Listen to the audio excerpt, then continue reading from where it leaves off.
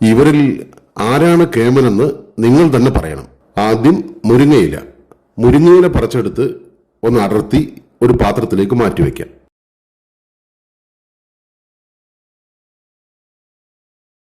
ഇനി ഒരു പാനിലേക്ക് എണ്ണ ഒഴിച്ച് നമ്മുടെ ചെറിയ ഉള്ളിയും വറ്റൽമുളകും അതിലേക്ക് ഇട്ടൊന്ന് വാട്ടിയെടുക്കാം. നന്നായിട്ട് വാടി വന്ന് കഴിയുമ്പോൾ നമ്മുടെ എടുത്തു വച്ചിരിക്കുന്ന മുരിങ്ങയില കൂടെ ചേർത്ത് നന്നായിട്ടൊന്ന് വാട്ടിയെടുത്ത് മാറ്റിവെക്കാം. ഇനി ഒരു മിക്സിയുടെ ജാറെടുത്ത് വെച്ച് അതിലേക്ക് തേങ്ങയും കാന്താരിമുളകും പുളിയുടെ ഒരു ചെറിയ കഷ്ണവും കുറച്ച് ഉപ്പും നമ്മൾ ആദ്യം മാറ്റി വെച്ചിരിക്കുന്ന മുരിങ്ങയിലയും കൂടെ ചേർത്ത് നന്നായിട്ട് ഒന്ന് അരച്ചെടുക്കാം. മുരിങ്ങയില ചമ്മന്തി റെഡിയായിട്ടുണ്ട്.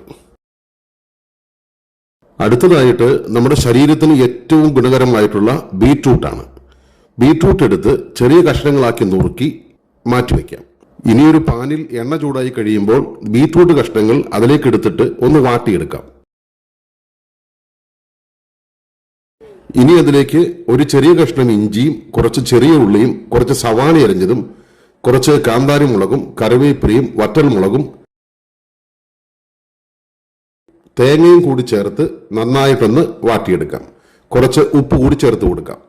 ഇനി ഇത് ഒരു മിക്സിയുടെ ജാറിലേക്കിട്ട് നന്നായിട്ടൊന്ന് അരച്ചെടുക്കാം. നമ്മുടെ ബീറ്റ്റൂട്ട് ചമ്മന്തി റെഡി ആയിട്ടുണ്ട്.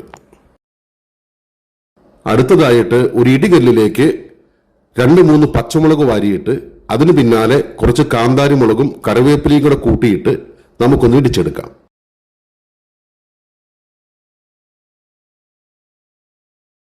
ഇനി അതിലേക്ക് കല്ലുപ്പും പുളിയും ഇട്ട് ഇടിച്ചതിന് ശേഷം നമ്മുടെ ചെറിയ ഉള്ളി കുറച്ച് കൂടുതൽ ചേർത്ത് ചെറുതായിട്ട് ഒന്ന് ചതച്ചെടുക്കാം. ഇനി അത് പുറത്തെടുത്ത് കുറച്ച് പച്ചവെളിച്ചെണ്ണ കൂടി ഒഴിച്ച് നന്നായിട്ടൊന്ന് ഇളക്കിയാൽ നമ്മുടെ കാന്താരി ചമ്മന്തിയും റെഡി ആയിട്ടുണ്ട്. ഈ 3 ചമ്മന്തികളിൽ ഏതാണ് ഗുണത്തിൽ കേമൻ എന്ന് ചോദിച്ചാൽ എനിക്കറിയില്ല. പക്ഷേ രുചിയിൽ എനിക്കിഷ്ടം എൻ്റെ കാന്താരി തന്നെയാണ്. നിങ്ങൾക്ക് ഏതാണ് ഇഷ്ടമെന്നൊന്ന് കമന്റ് ചെയ്യണേ. സംഭവം അടിപൊളിയാട്ടോ.